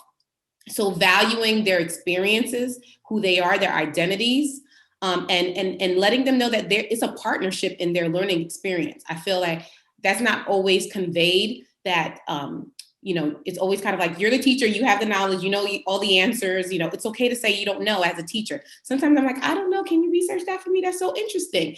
And they're like, well, you're the teacher. I'm like, yes, and I'm a human too, and so I tell them, like, it's a conversation, and I feel that boosts their confidence. I feel like that they're more likely to tell me if they don't understand something, because I tell them when I don't understand something or if I don't know something. And so they're more comfortable in doing that. And so I'm kind of like, I'm kind of expressing and mimicking to them how to be a lifelong learner. And that's what my goal is like, you're not going to know all the answers, but you have to figure out how to get those answers. And so that's what my focus in teaching is how to get those answers, how to read for understanding, how to do all those things. And we're just using science as that method of doing that. Okay, so the basic skills. And so that negotiation with the education, I think that's missing. Thank you, that was great. Go ahead, George. Yeah, I was gonna say, and what everyone touched upon before, definitely, being open-minded to the students' emotion, especially, we don't always know what a student is thinking, and they're not always the easiest or quickest with telling you how they feel, but being open to seeing or using, whether it's body language, or it's hard to do that in terms of education now, but trying to reach out to students and understand them. And I had an experience with a student 2 days ago. And the student, I could tell that they were a little distracted, because if I have 2 monitors, so I'm not looking directly at the camera, I'm looking inside, looking at the bigger picture. But then you can tell with a student, if their camera or the computer's here, but you see them look off on the side and start to laugh, right? That they're not so much laughing at what you're doing. I'm not that funny teaching wise. And then I asked the student, how are you, Thomas? And he just jumps back, looks at me in the camera and says, I'm adding a phrase to my story. I said, okay, that's good, but how are you, Thomas? And it took him a second, because I guess no one has asked him, how are you? How's your day going? What's going on in your day? Is there any issues, any trouble, right? And I think just being able to check in with students, one of my friends from my previous job, who we still connect because we built that community together, she was telling us how proud she was of her students, but for 12-year-old males, because a lot of the males in her, or there was one male in her class that identified as a feminist. So, and he's 12 years old, and I think at 12, right, I was nowhere, I don't think I was anywhere at that level. I was focused on video games or whatever, cartoons, right? But for this young man just to be so, to use the terminology of today, so woke, right? I think we need to be in a mindset where we can understand students, because they're still developing and they're bringing their ideas together still. He's a feminist, but how far is a feminist, or how involved is he into feminism? Does he know any great leaders, information is he seeking? Is he looking to learn more? Is he learning to be a womanist? So there's feminism, and there's feminists and there's womanists. So I think being able to also be there for students in case they're trying to learn, and being open to the fact that students will sometimes want to teach you. They want to share their experiences, and that was touched upon earlier. I think just being able to say, yes, schoolwork is here, right? But there's also this part of you that maybe is outside of schoolwork, the part of you that is this person that's growing, developing, you know, while we're doing schoolwork, maybe I can introduce some projects that will allow you to express yourself, express your identity, right? And for me to also be able to reach a point where I can learn more about you, because I think students, that's the most important subject in school for them, you know, is their selves, right? They want to share as much as of them as they can, even though it may take some time for you to get that information out of them. There's some students where it'll take a little longer, but then once you start to get that well going, you know, it's going to overflow, and they're going to be able to express any amount of what their day is with you, and you'll get to a point where you need to say, okay, I understand, but let's get back to the classwork, and then you can share with me a little more later. So I think being able to be that person to help that student kind of bring their inner self out, I think that's something we can also try to focus on too. So, you know, I'm not an educator yet, big word, keyword yet. So I can't really speak on it from that perspective, but from someone who's still in a teacher preparation program, I can kind of relate to something I just recently learned about in a child and adolescent development class. So the concept of, I think it's Vygotsky's sociocultural development. Basically what that says is your environment heavily dictates how you develop cognitively. And I think that's very true. You know, your surroundings and your environment dictate how you act as a human being. You know, how you perceive your culture, how you perceive thought, how you even form your thoughts. And from a student perspective, you know, you get these social and cultural tools, such as, you know, understanding and being able to process things through people who are technically masters of your culture, and those are teachers. You know, people that teach you and deliver information to you. So I think it's really important to understand from a teacher, well, for teachers and educators to understand that from a student's perspective, that they look up to you for everything. They look up to you to learn things. They look up to you how to react when you get in trouble. Because, you know, I remember when I was a kid and they would say, Jake Brown, go to the office. First thing I would do, and it was very rare I went to the office, but if I had to, first thing I would go is sit down and go, okay, why am I in trouble? What did I do? And that was kind of like my cry for help, saying like, okay, what did I do? How can I fix this? And again, it's just important for educators, and I keep this in mind as I go through my education program, preparation program, that when I become an educator, I'm going to be delivering these cultural and social tools for students and the youth to use as they go through life. Thank you. So we've got some great questions in the chat, and so I'm gonna organize them in such a way that I'm going to ask them as, you know, semi-hard and then gets real hard. Okay. So because I think they're in the sense of not that they're hard questions, but they're multi-layered in terms of what you have to think about. And I want to sort of be cognizant of giving you all the permission to see things differently, you know, and there's no right or wrong answers around any of this stuff, because this is a very set of complex issue. So I'm going to start first with this one question here that was posed. How much do the current staff demographics of a school district weigh in on your decision to apply to that district? And if the district is not very diverse, what are the factors you would find compelling to help you decide to accept a position or begin employment in that district? Right. So what's the stuff that you think about, right? And I'm glad that this question is being posed, because as I can see, I'm seeing a lot of colleagues here, principals and assistant superintendents and superintendents that I know I have talked to about this stuff, who are thinking about some of this stuff in terms of like, well, wait a second, how do I bring a diverse staff when, you know, what are the things that they're looking at? What is the telltale signs that they look for to know, like, I think that's a place I could work? I'll start. When I read this question in the chat, I smiled to myself, because my first priority was just finding anyone that could hire me. I was actually a late hire. My first year teaching, I got hired late in the summer. And I was like, why isn't anyone hiring me? So that made me smile to myself. But I also think that speaks to what our priorities are and where you are in your profession. Because at that point, when I was first getting started, that wasn't even on my radar. And I also think, as a person of color, how I experience the world,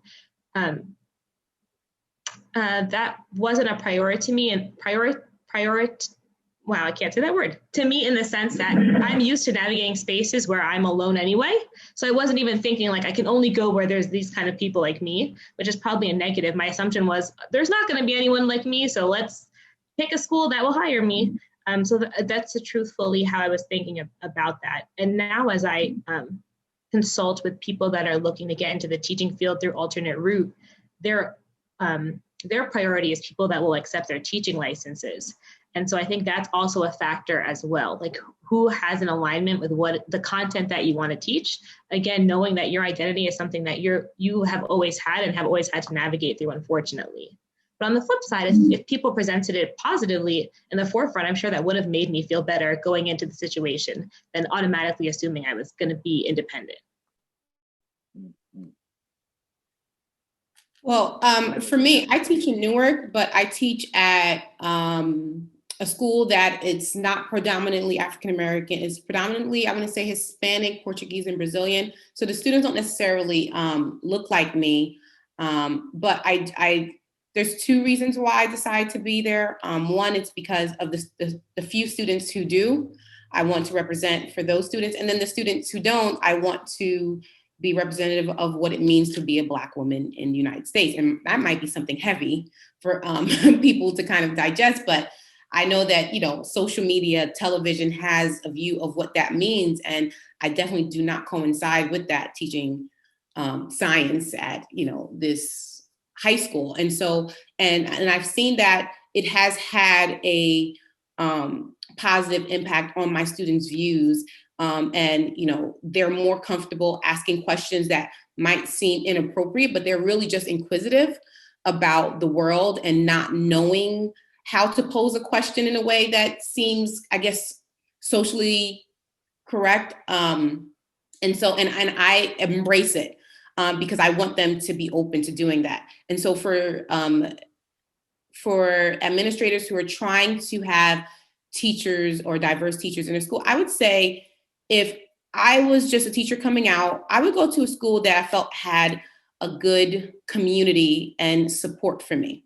That would be like the number one factor. Like there's a good community of teachers, I have support, I'm not going to be overwhelmed because the first year of teaching can be overwhelming and very scary. And if I had an administration that could ensure that to me to some extent, I think that would kind of that would kind of like win me over, that the support in the community. All right, that's good. I don't know if any others want to chime in on this. I'll jump in. Go ahead, you can go first. Oh, sorry, Jake. What I was going to say, with my current, I recently was hired. I was hired in between July and August to the new position I'm at in Garfield as a computer teacher. And the staff, the administrative staff that hired me, there was no one of color there, and I'm usually in a few positions. I have only been one or part of the few of people of color to be applied or to apply to a position. But then if you go onto the school's website, you do see that there are students of color present in the building, and that's one of the factors for me. Is there any student that may or that might need someone like me to identify with? And I try to identify students on different levels. A lot of students that I teach, fortunately for me, they like anime, and they may not be a student of color, but they like anime. So we connect on different animes that we may like, or anything that's pop culture wise. I try to connect with students, and my knowledge of pop culture and just regular general knowledge really, I think, does help me connect with students. But as for applying to the district, I look at the position, and I just throw my hat in the ring and see if I can interview. And fortunately for me, the job that was available to me, they said they'll call me in a week, and they ended up calling me in the same day of my interview, and gave me the job on the spot. And I think they saw in me potential to go into this district and to make change. And that's why I think I hope to do with all my positions. I try to go in there and make change and be, break stereotypes too. I'm not intentionally going in to break stereotypes, but I think I go into the school system and people who don't look like me are there. they get a different perspective that they might have, or get a different perspective of me, or speaking to me, socializing with me, interacting with me than they might have perceived before. And I have had experience like that with certain people where I hear from another person, oh, they don't like people of a certain demographic, but they think you're cool. And there people are saying it to me like, that's an achievement. Like I used to pat myself in the back, and I'm like, no, that's not a reward. But hopefully they can move beyond that point of or that person that I interact with, they move beyond that point of where they thought about people of a certain demographic, and they actually realize we're all human, we're all people, right? Just situations separate us.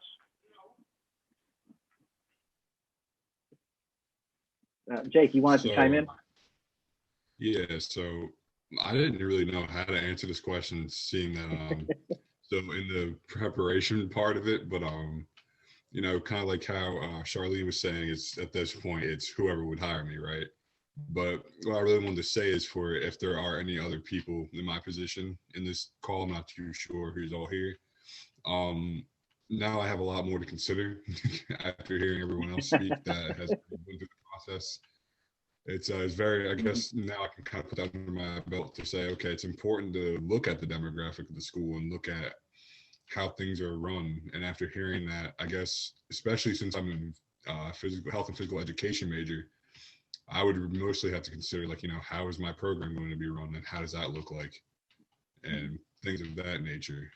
But I guess the whole point of this meeting is very important to consider, like, the demographic of the school as well, and things of that nature. Again, not really too sure how to answer that one. That one kind of stumped me. Mm-hmm. That's okay, Jake. Actually, what happened is you got some informal mentorship right here. Okay, so which is beautiful. So one of the things I also see somebody else mention in the chat, and that there's also habits within hiring that may include some patterns of nepotism and what have you, which exists in a lot of different fields, and the concern around that in particular is what stirs that nepotism to keep going. Meaning, there's a colleague who does work around, looking at the hiring in terms of how affinity bias plays a role in the hiring process. Meaning, how is it that the manner in which we are constantly having an affinity to people that are like us, also coloring the manner of who we look for, what catches our attention, what are the resumes that we pick up and say, oh, this person went to Rowan, okay, yeah, I'm going to look at that more. Oh, this person went to so-and-so university, right? And we know, I see a lot of head nods of people like, that's what I do, right? But also being mindful of managing that affinity bias so it doesn't prevent you from being able to see sort of a diverse slate of candidates. And then the other dynamic that we could also consider is the types of questions that we ask our candidates, not just our candidates of color, but I would also sort of push us to think about our white candidates, or all of our candidates, and asking them the questions around things like, so tell me, how do you define equity? And what are the ways in which you see yourself being able to embody that equity lens within your class, right? And because that is part of the training that I know that they're getting in their teacher prep programs. So let's ask those questions within the confines of our educational spaces, because that is a tool that they're getting trained on. So let's ask them, what have they gained, and how can they move it forward within your particular school and district? I'm going to ask two more questions from our list here, and I see a question here. If you could give administrators one piece of advice as it relates to not just hiring, but keeping BIPOC, Black, Indigenous, people of color, another acronym that I'm starting to learn, everybody's using it, I'm like, oh Lord, is in their teaching roles at their schools, what would it be? Like, what's the advice you would give administrators beyond hiring to help keep that retention piece that's in that pipeline, right? Around sort of keeping folks in this profession.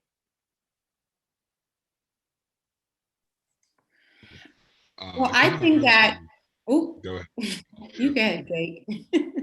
Okay, I kind of already touched on that, but I think just really kind of hone in on that normalization type deal, and that, because I feel like I can't really speak on it again too much because, I haven't gone through a hiring process at all, but from things I've heard through the grapevine is that, make people feel like people. We're diversifying, and, we're trying to increase the number of people of color, but, we're not just here to be on the brochure. We're not here to be the token. We're applying for a position because we feel we're qualified, and it's I guess you could say, for lack of better terms, an added bonus to be a person of color in this position. But still, I'm here for a reason. I'm applying to this position. This position for a reason. And you guys just get the added bonus that I'm a person of color, but at the same time recognize that I still am a person, and don't just make it all about the fact that the color of my skin increases, the demographic on the website. Mm-hmm. Thank you, Jake. I laughed because I was the one that was put on. That's my first school district. I was on the brochure. This is the mid 90s. So we had brochures, right? There was no website. So I laughed at it. So it hurt. Rosianne. I think that it's very important for, there's a couple of things, but I think that to keep our BIPOCs in their teaching roles, I think that they have to feel valued and heard and seen. I think sometimes even, at certain schools, and this is not just at my school, there's others, I have a lot of friends who are in different districts, that they sometimes feel overlooked, that someone doesn't even consider them for certain things. Like maybe a tutoring, we need tutors. Like they might not even ask a teacher of color, or, and I think of just being, having them just being considered, okay? And just asking, are you interested in this? And not just bypassing them, because sometimes people are on autopilot. And I feel that specifically, I know I have friends who Hispanic and African-American teachers who feel that they can't even say that they're interested because they have another teacher that automatically is going to get, say, said position, or because that's the teacher that is closest to this principal, and nepotism does play a role. And so they just don't even offer anymore because they're always kind of like second in line, because they don't jump as quickly at saying something. They probably wait and then want to talk to the person, but then the person might interrupt a conversation to say, I'm interested. And so you have all of those other variables that have an influence. So I would say just being fair about it. I know one thing that our school has done, even for like, say, being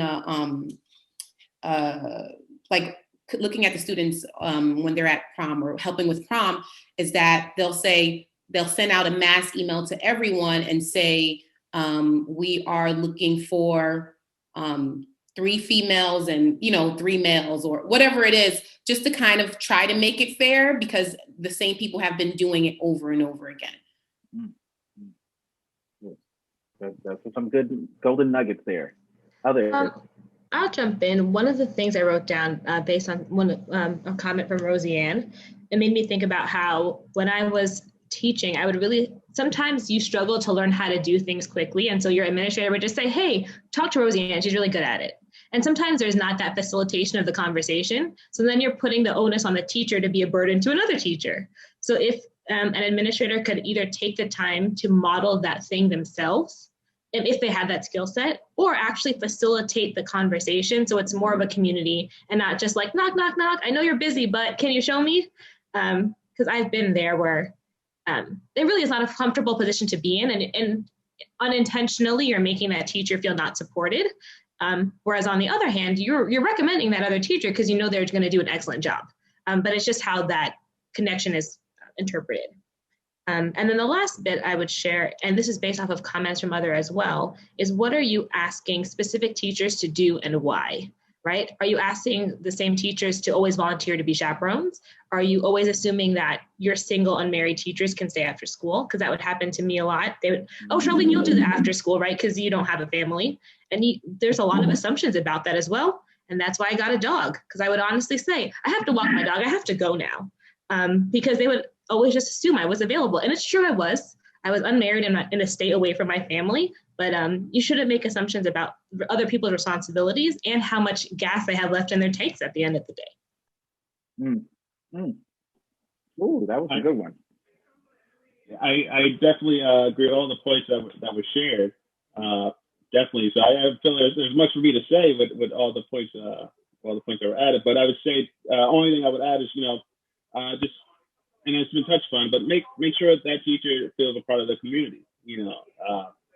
There is a point where, being a new person in a school and then also being a new person, a teacher of color, right? It could be harder to navigate a community or a staff that is, that's lacking diversity. So, always trying to be that person, that bridge to, other people, or, taking that mentorship role too. And, trying to take that teacher under your wing, and also making sure that they know they're not there just because the brochure is lacking seasoning, just want to add some spice to it, or if that person, can monitor this demographic of students. Just make sure this person is a part of the community, because that's what they're there for ultimately. They're not there to be added in a tally or to just solely monitor a demographic of students. That person is a part of your community. And it does feel like that sometimes, that being a person of color, right? In case there's an emergency or something, they just dust you off and bring you out, put you in the front, and say, okay, work your magic, do this, do that. Okay, now go back in the closet where we keep you, and we'll call you next week. So, just making sure that they're an active part of the community and giving them those chances, or giving them the chances to be a part of the community. I think that would be useful, greatly appreciated by the staff. Wow. Okay, you all have, there's more questions there in the chat. I'm not going to go because I want to be mindful of time. I really appreciate the not just the golden sort of thought that you all laid out. I mean, the piece around the dog excuse, like you see people are capturing that idea, like, oh, I'm going to use that one, right?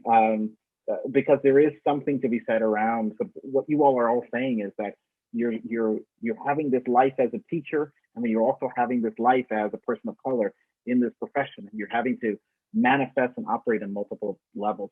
I want to thank you all for your honesty, your bravery, your vulnerability, and what you've shared in terms of your experiences, and how that kind of, I see such hopefulness of what we can actually gather and garner from sort of this set of information. And I hope that for the folks who are on here and participating and listening in, I hope it's just as fruitful for you all. For those who are administrators, I hope you all are sort of thinking about, like, okay, how does this stuff also resonate in regards to my staff that are in my buildings, right? How am I doing the caretaking that these brilliant folks have just laid out? So I want to thank you all for this. And if we could, folks can do some of your virtual claps for these folks, right? Whether it's like this, or doing actual claps, or the Zoom clap hands, you all know how we figured out, we've learned too much technology over these last 7 months. I think I'm supposed to turn it over to Nora now.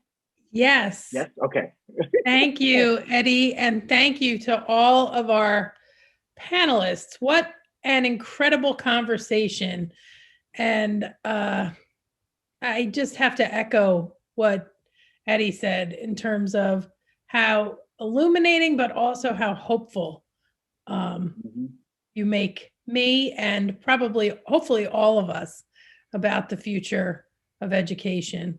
And you are exactly the kinds of people that we need in this educator workforce. So thank you for being willing to share yourselves and your stories. It was great. So bravo. As we move forward, we have our last speaker for this year's conference. I will come back on momentarily after he finishes to share some logistics, but I want to introduce Dr. John Henning. He is the Dean of Monmouth School of Education and the NJACTE president. He's also an experienced educational practitioner, researcher, and leader. His primary research interests include practice-based teacher education, teacher development, instructional decision-making, and classroom discourse.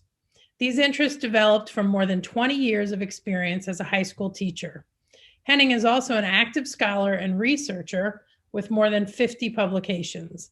His fourth book, titled Building Mentoring Capacity in Teacher Education, A Guide to Clinically Based Teacher Education, was recently released by Routledge. And so let's welcome Dr. Henning. Thank you, Nora. That's very kind. And good afternoon to everyone. What an honor and a pleasure it is to be with you this afternoon with this opportunity to make a few closing remarks at this wonderful event. First, thanks to all of you today for coming and for staying to the very end so that you could hear absolutely every remark made on this topic. And a special thanks to all of you who made the time and made the effort to attend all 4 sessions. Your recognition of the importance of this work is deeply appreciated. Thank you for your commitment. And finally, I want to acknowledge a very, very special group of people, those who came to all 4 sessions, who have stayed to the very end and who still have their cameras on. So I couldn't resist that. We live in a very different world, don't we? That we did from 9 months ago. Before I make a few brief remarks of my own, I would be remiss if I didn't first acknowledge those whose generosity and hard work made this year's convening possible. I first want to thank Nora Hyland, who gave a great introduction for me personally, and how smoothly she's opened and closed these sessions. Tristen Coxx for his opening remarks. Dr. Fergus, it has been a pure pleasure to watch you work today. You just did a fantastic job of leading that discussion. Dr. Jennifer Robinson, the best panel facilitator that I know. And the panelist, I think Dr. Robinson was right at the very beginning of the session. Another grand slam by the panelists this year, like last year. Thanks to Jacob Brown, Sharlene Laud, Rosianne, Lesteranve, and George Stevenson. As said just a few moments ago, is my same comment. I leave today knowing the profession is in good hands. What capable people, what insight into teaching that you have and into life in general. I also want to give a special thanks to the 3rd Annual Convening Planning Committee, Stacy Lefwitz, Chair, Nora Hyland, Jennifer Robinson, Dorothy Fiola, Nancy Norris Bauer, Susan Stansfield, and our esteemed colleagues from New Jersey Department of Education, Tanisha Davis and Liz Fernandez-Vina. And a special thank you to Chanel Harris for corresponding with presenters and creating the weekly program flyers, as well as Corey Weber, who assisted with technical needs. And thanks to the sponsors, Rutgers University, under the leadership of Dean Wanda Blanchett, the New Jersey Association of Colleges for Teacher Education, and also NJACTE, Department of Education. You know, I am so proud that NJACTE is involved with this work. And I was so pleased to see Stacy Lefwitz and the convening committee carry it forward during these difficult times, because it didn't look so easy last spring. Due to our current environment, more thought and more planning was required for this conference. Ultimately, the final design that we all participated in was simple, easy to use, and best of all, it worked wonderfully well. It was a great example of how to hold an important and timely event in a virtual environment. Kudos to Stacy and the convening committee for their deep commitment to making the convening happen in the face of many challenges. Thanks also to the presenters throughout this conference for your work and your willingness to share. I attended 4 great sessions and I picked up a lot. It was heartening to see this work happening all over the state of New Jersey. It should be the work of every teacher educator everywhere. Demonstrated effectiveness in advancing the cause of social justice should be part of our resumes. We should be deeply engaged in the scholarship of anti-racism, and this work should be so woven into our actions and our awareness so that we are ever conscious, ever attentive to racial justice. This was the 3rd annual convening for diversifying the teacher workforce. It is wonderful. We have all had the opportunity to be part of this critically important event 3 times. The convening is a visible commitment by its sponsors and their members to the value of diversifying the teacher workforce. It is critically important that we continue to renew this commitment through this conference. There is still a tremendous amount of work to be done, and we all saw that today by the comments, Tanisha's comments, and the facts that she brought forward and where we're at, and certainly by the panelists' comments, both the quantitative and qualitative nature of the work that still needs to be done. And there's an old Chinese proverb that says the best time to plant a tree was 20 years ago. The second best time is right now. Each of us should be asking ourselves at the end of this conference, what can I do now to move this work forward? What opportunities are there for me to advance this work? What can I bring back to the convening next year? We are well beyond the time when racial tolerance is a sufficient goal, when doing no harm is enough to think highly of ourselves.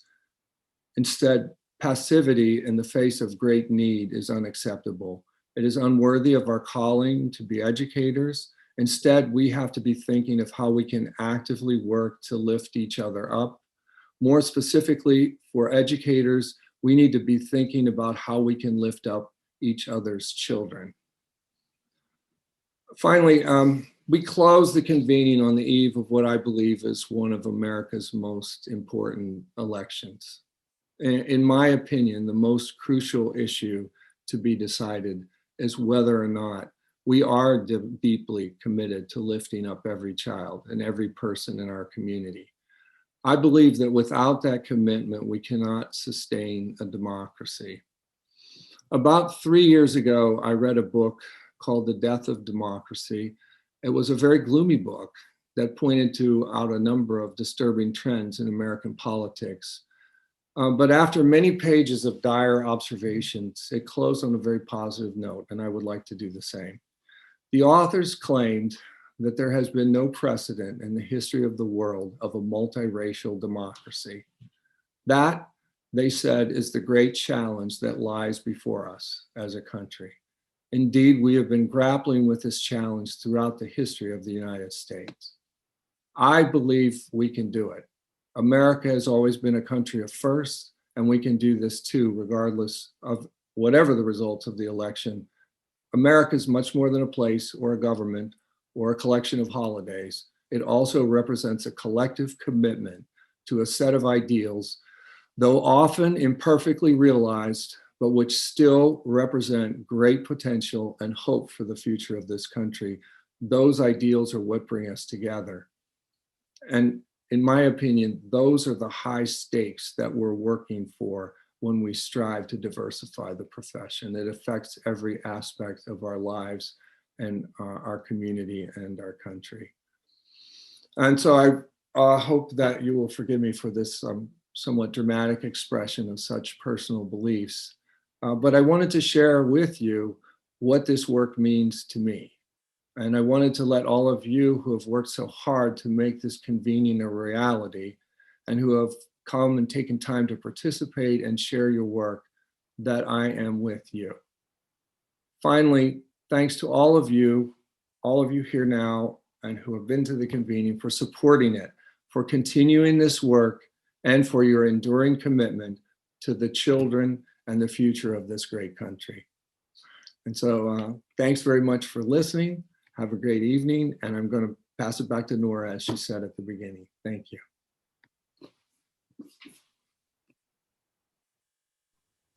John, thank you so much for those words. I, for one, believe in everything you just said. So thank you. With that, and those powerful words from our NJACTE president, this ends our 2020 convening. And we hope that you have enjoyed it as much as I have. But before you log out, we want you to do 2 things. First, I want to direct you all back to your agenda or to the chat box, which my colleague Stacy Leftwich just put a link. And there you'll find a link to our feedback form. This is also where you can get where you can request a certificate for professional development hours. So please use that link to give us feedback and to request those hours. And while you're doing that, I just want to echo some of John's words of thanks to all the people who put in so much work to making this conference happen. We can't thank Dr. Eddie Fergus enough. He was more than a keynote and a panel moderator. He was a real partner in this work. I mean, he was really incredible and also a lot of fun. So that's always a big plus. We do want to thank each of the presenters that John also mentioned. We had 55 presenters across 24 breakout sessions during weeks 2 and 3.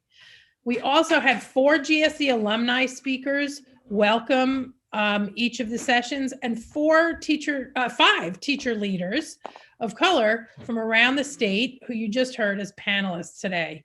And this is really an amazing set of voices, all committed to diversifying the teaching and leadership workforce in our schools. And we're so grateful to each of them for contributing to this. As John mentioned, next year we'll be having another convening and we'll be looking for more voices. So please consider adding your voice to this chorus. Again, John thanked the people behind the scenes, and I don't want to neglect thanking the faculty and staff volunteers from Rutgers, William Patterson, and Montclair who hosted those breakout sessions. It was a lot to coordinate. We thank Corey a lot for that, for the technology, but each of those individual Zoom meetings were hosted by faculty and staff volunteers. We can't thank them enough.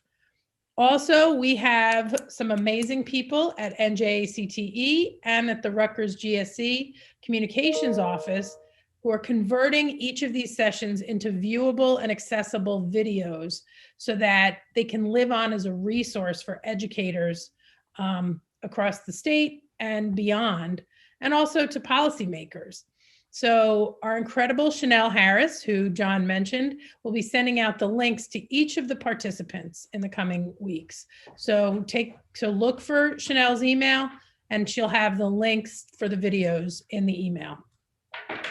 And finally, I really do have to reiterate our thanks to the Planning Committee, chaired by the incredible Stacy Leftwich of Rowan University, who is our NJACT current treasurer and president-elect, who is now passing the baton as the committee chair for the convening. We'll let you know who that is by next year, who she's passed it to by next year. So thank you to all of you. We hope that you will remember to thank these people, and also hope that you are leaving today motivated to do more, learn more, and take more action toward diversifying the teaching workforce in New Jersey. And don't forget to complete the feedback form. So thank you. Have a great weekend, and don't forget to vote.